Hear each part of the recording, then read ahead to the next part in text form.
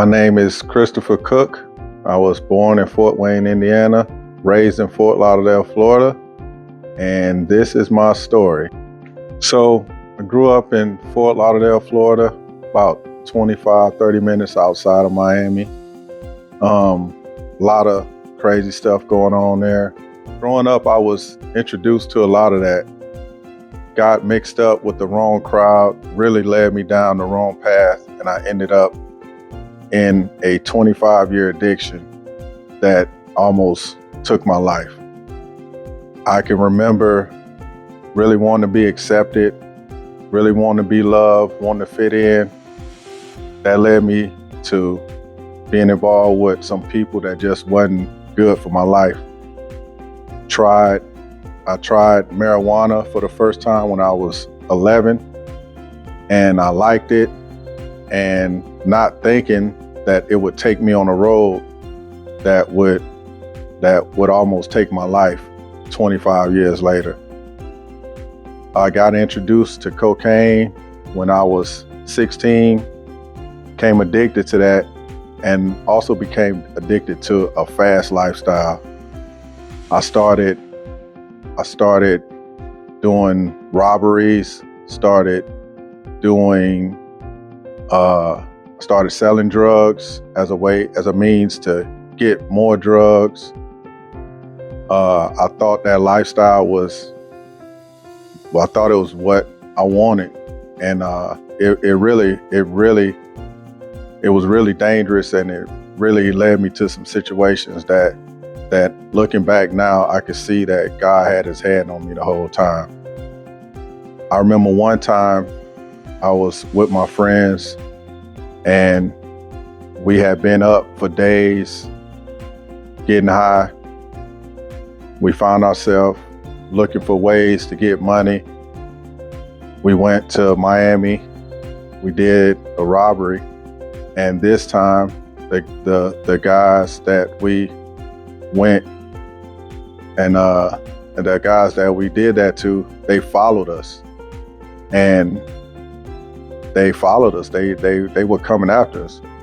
So I just remember thinking in my head, like, man, this I could die in this situation. I'll never forget. We were on a dead end road, and one of the guys I was with, he did that intentionally because he was like, we're not gonna keep driving away. We're gonna end it right now. You know, we're gonna have a shootout, whatever it is. And we went down that road, the guys came and they were shooting, and the guys just left. And as we were pulling off, one of my friends was coming back in the car with his gun. And right as he done that, the police just rolled right by us. And I just remember saying in my head, like, we're gonna die. I'm gonna die right now, I'm gonna spend the rest of my life in jail. And for some reason, that cop just kept going. And we rode off, and I didn't think of it then, but God brought that into my mind later on. And he showed me that he had his hands on me the whole time. And I know to this day, right now, that was one of the times that God saved my life. I never lacked love in my house. My parents were awesome. My dad was a pastor. My mother, very involved in the church. Our whole family grew up in church. I didn't have a bad childhood. I made a choice to do what I did, and those decisions led to me being incarcerated, spending over 10 years of my life in prison for bad decisions. I knew better, and I just remember thinking deep down that, okay, I can do this for now. I can live how I want to. I can make my own decisions. I can do whatever I want to. I knew that I was choosing wrong, and I knew that I had a choice. But I always felt deep down, okay, one day I'm not going to be able to live like this, and I'm going to change my life. But for now, I'm going to do what I want to do. So eventually that led to me spending time, multiple years in prison, just being in a bad place. And in 2014, my addiction led me to a drug called Flocka. It was a brand new drug. People were just starting to use it. In my mind, it was something that I could do instead of doing cocaine, because my addiction had led me to the point where I knew that either I was gonna seriously hurt myself, or I was gonna seriously hurt somebody, and I didn't want to get high anymore. But the years of making the choice to do the wrong thing eventually led to the drugs taking over in my life and taking my choice from me. I no longer had a choice. I was getting high every day because that's what my body needed. And I was trying to choose not to get high. I was trying to get clean, but I couldn't. As long as I could not get high was maybe a day or so. And after that, it would be, months and months and months on end of just staying up all night, getting high, drinking, and sleeping for an hour, go to work. I thought I had it under control because I had my job, I was paying bills. I hadn't lost anything really, any material things. I thought I had it under control. And eventually it led me to this drug called Flocka, and this drug rocked me. The enemy brought it into my life to kill me, and it almost did. It was literally an epidemic in South Florida. People were literally losing their minds every day, going crazy, taking their families' lives, their whole family just coming home crazy, taking their lives on this very drug that the enemy put into my life. And I started taking that drug, and I had become addicted to it. And I found myself in my sister's backyard, completely paranoid, not knowing, left from right, just thinking everybody was out to get me. I no longer cared about my life, didn't care about anybody else's life, walking around with a gun, hoping somebody start something with me. I was literally 1 foot. I had literally 1 foot in the grave, and I didn't care. It was nothing that could change my mind. The drug had completely taken over me. That's all I wanted. I quit a job that I had been at for 14 years. I just let everything go. And I was in my sister's backyard, and I was just completely gone. And they noticed, they always knew that I had issues, but they noticed that this time it was different because I was just completely out of my mind. And they got really scared. So they really start trying to give me some help. And when they took it that seriously, it kind of opened my eyes. So I didn't refuse the help that they were trying to give me, but it didn't take right then. And, I found myself going back to this drug again and again. And this last time that I went back to it, I just remember a voice telling me, you need to get your choice back. You need to get your choice back. And I just kept hearing that in my head, you need to get your choice back. And it was days, and I kept hearing that, you need to get your choice back. So So that became something that I wanted, but that drug was so powerful, it had complete control of me. I kept trying to do it in my own power. I couldn't do it. I couldn't get my choice back. I couldn't stop doing this drug. It had complete control over me.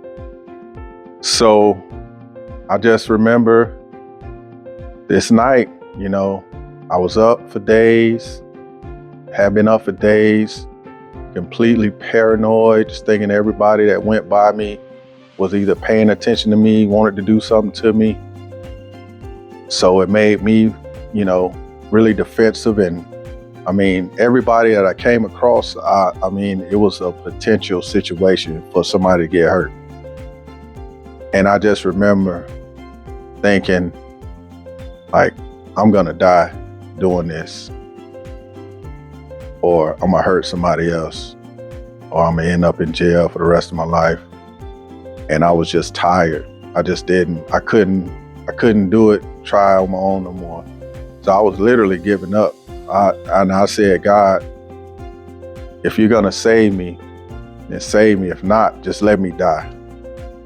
And I said that, and I took about 5 steps, and I realized that my soul and my spirit had completely settled down, and I wasn't paranoid no more. And I just had the clearest thought in my head was, go home. So I had a car. I was so paranoid that I had left my car, and I just walked home. The next day I was in turmoil, trying to stay level-headed, trying not to use, trying not to get high. And I just couldn't. I had the right idea, but I didn't have the power to carry it through. I couldn't stop. I couldn't not do it, just not do it. I couldn't do that. So, as long as I was,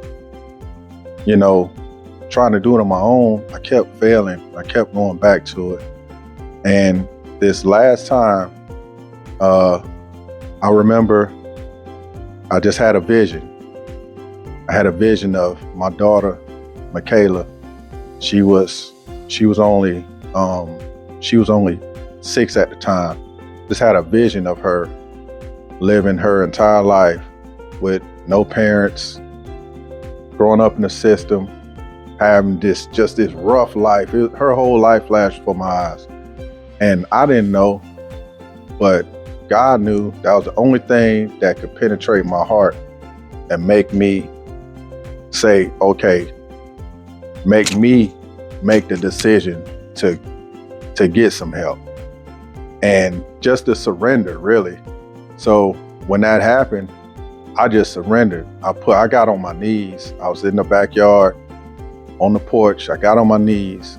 I remember it was late in the evening, probably about 6:30 in the evening. The sun was going down. I got on my knees. I said, God, I don't care what it is, whatever it is you got to do, whatever it is I have to do, I do it. Just please help me. Help me get clean.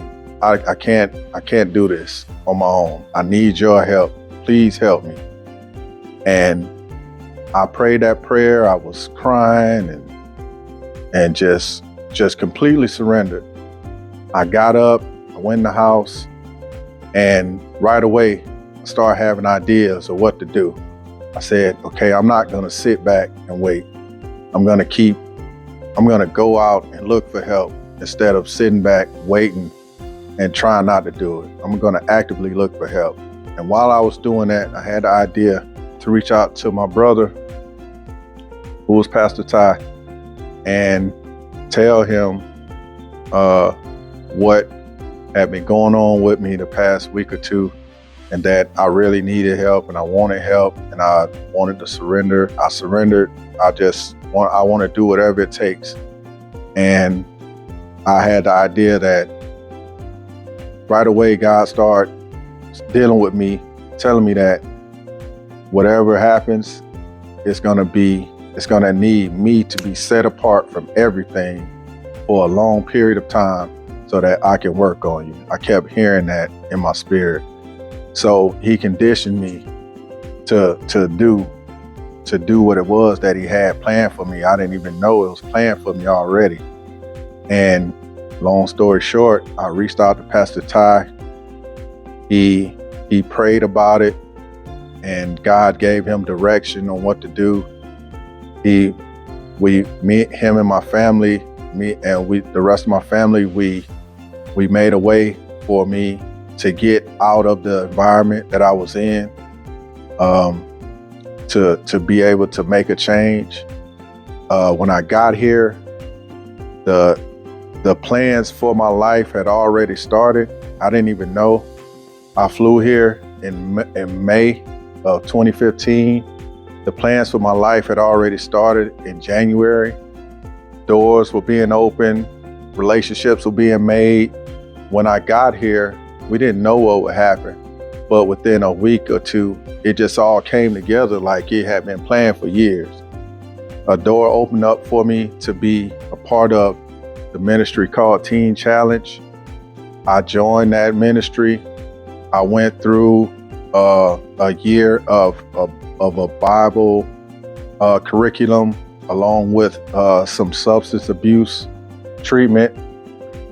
And during that year, it's a year-long program. Like I said, God conditioned me to do something extreme in order to be good for the rest of my life. And I went to that program. I did that program for a year. It was the best year of my life. God changed my heart. He changed my mind. He gave me a new heart, a new mind. He gave me a new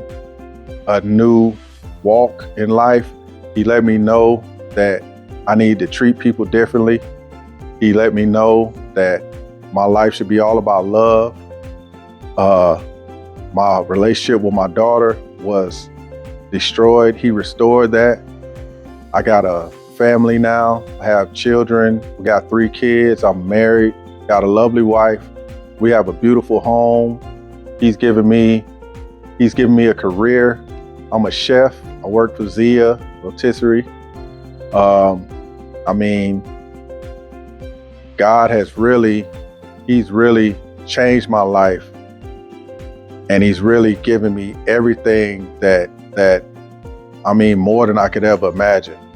And it was all because that he loved me, for one, but when I surrendered to him and I just put it all in his hands, he took what was broken, which was me. I had been broken all the way down. I couldn't go no lower. I was lower than the ground. I was broken, completely broken. He took what was broken and he made it new. And the rest is history.